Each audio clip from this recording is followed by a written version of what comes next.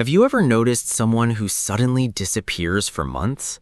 They stop showing up at parties, they stop posting on their stories, and they almost seem to drop off the face of the earth. Then they reappear months later with a new body, a new business, or a completely different energy. In a world that demands constant presence, this ghosting behavior seems strange. But psychology says this isn't just a grind. It reveals a highly evolved mindset that most people will never master. Let's break down the real psychology behind the people who disappear to level up.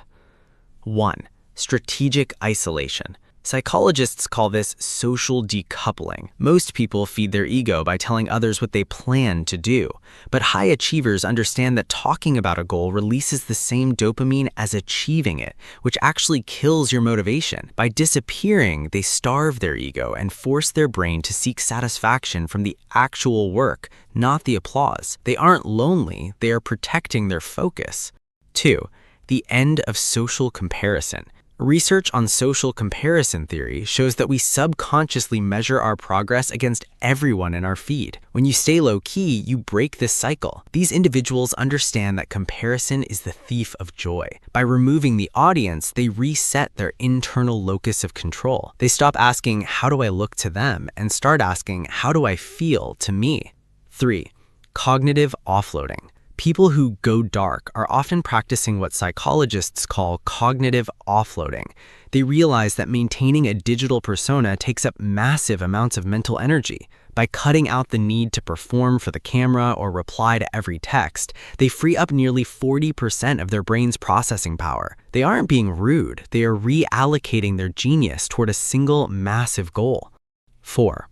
Emotional sovereignty. Psychology says that disappearing is a sign of high emotional sovereignty. This is the ability to feel valid without external feedback. While most people are addicted to the notification loop, these individuals have trained their nervous system to be calm in the silence. They don't need a like to know they're doing a good job. That is the ultimate form of self-confidence. 5.